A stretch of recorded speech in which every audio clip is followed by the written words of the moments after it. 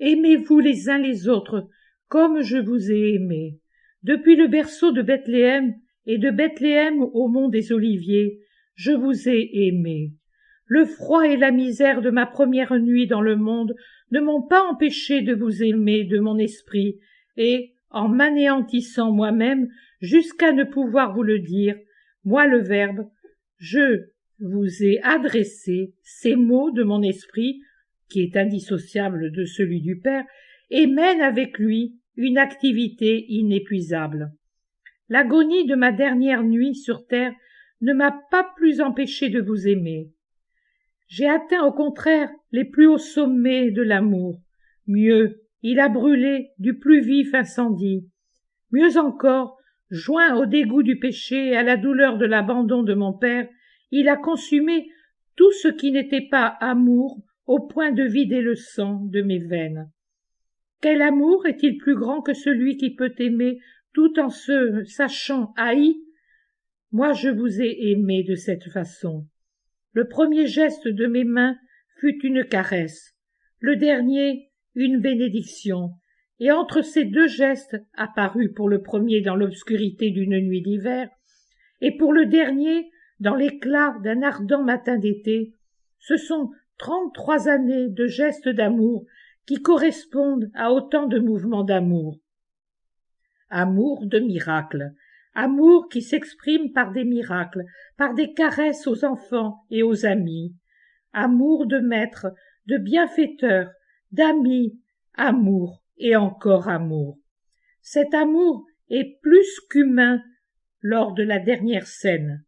Avant d'être liées et transpercées, mes mains ont lavé les pieds des apôtres, même de celui à qui j'aurais voulu laver le cœur, puis elles ont rompu le pain. Avec ce pain, c'est mon cœur qu'elles rompaient, c'est lui que je vous donnais, car je savais mon retour au ciel proche, et je ne voulais pas vous laisser seuls.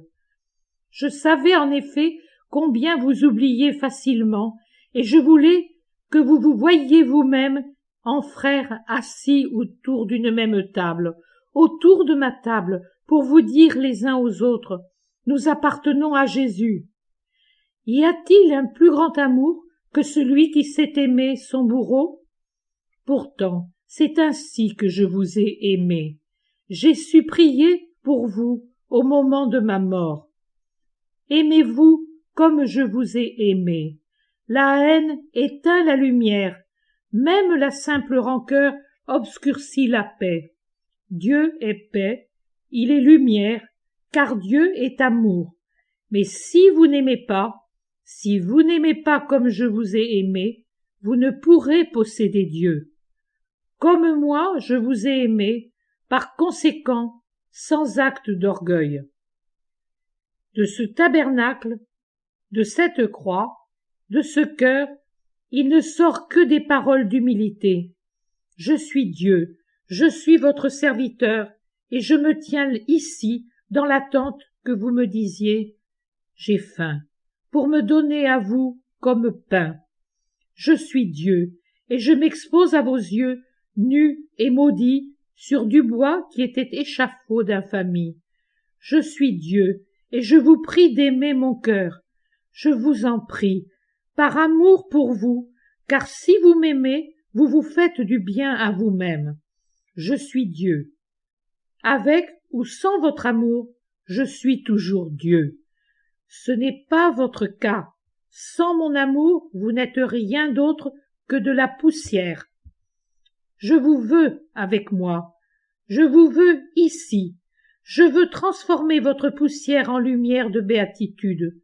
Je veux que vous ne mouriez pas, mais que vous viviez, parce que je suis vie, et je veux que vous ayez la vie. Aimez-vous sans égoïsme, ce serait là un amour impur, destiné à mourir de maladie. Aimez-vous en désirant pour les autres plus de bien que vous ne vous en souhaitez à vous-même. C'est fort difficile, je le sais, mais voyez-vous ce pain eucharistique? Il a fait les martyrs. C'étaient des gens comme vous, peureux, faibles, même vicieux. Ce pain en a fait des héros. Dans le premier point, je vous ai montré mon sang pour votre purification. Dans le troisième point, pour faire de vous des saints, je vous indique cette table et ce pain. Le sang a rendu les pécheurs justes, le pain rend les justes saints. Un bain purifie, mais ne nourrit pas. Il rafraîchit, redonne des forces, mais ne devient pas chair dans la chair. La nourriture, en revanche, devient sang et chair. Elle devient vous-même. Ma nourriture devient vous-même. Oh, réfléchissez, regardez un petit enfant. Aujourd'hui, il mange son pain. Demain, il en fera autant. Puis tous les jours encore. Le voici qui devient homme. Grand, robuste, beau. Est-ce sa mère qui l'a fait ainsi? Non, sa mère l'a conçu, porté, enfanté, allaité et aimé, surtout aimé. Mais si ce petit enfant, après le lait, n'avait rien reçu d'autre que des bains, des baisers et de l'amour, il serait mort d'inanition. Cet enfant devient un homme parce qu'il s'alimente chaque jour. Il en est de même de votre être spirituel. Nourrissez-le de la vraie nourriture qui descend du ciel et qui vous en apporte toutes les énergies pour vous rendre viril dans la grâce. Une virilité saine et forte et toujours bonne. Voyez comme il est facile à une personne indisposée d'être revêche, sans compassion ni patience. Ma nourriture vous donnera une bonne santé et vous rendra fort dans la virilité spirituelle. Ainsi, vous saurez aimer les autres plus que vous-même, comme moi je vous ai aimé. Car voyez, mes enfants, je ne vous ai pas aimé comme on s'aime soi-même, mais plus que moi-même, à telle enseigne que je suis allé à la mort pour vous sauver de la mort. Si vous aimez de cette manière, vous connaîtrez Dieu. Savez-vous ce que veut dire connaître Dieu? Cela veut dire connaître le goût de la vraie joie, de la vraie paix, de l'amitié vraie. Oh, l'amitié, la paix, la joie de Dieu, c'est la récompense promise aux bienheureux. Mais elle est déjà accordée à ceux qui aiment sur terre de tout leur être. Pour être vrai, l'amour ne se borne pas aux mots, il se traduit dans les faits. Il est actif comme sa source qui est Dieu, et il ne se lasse pas d'agir, pas même à cause des désillusions occasionnées par les frères. Il est bien pauvre, l'amour qui cède comme un oiseau aux ailes faibles au moindre obstacle qui le frappe. Le véritable amour monte, même s'il est blessé. Il cède de son bec et de ses ongles pour grimper. S'il ne peut plus voler, pour ne pas rester à l'ombre et au froid, pour aller vers le soleil qui sert de remède à tout mal. Et dès qu'il a repris des forces, il reprend son vol.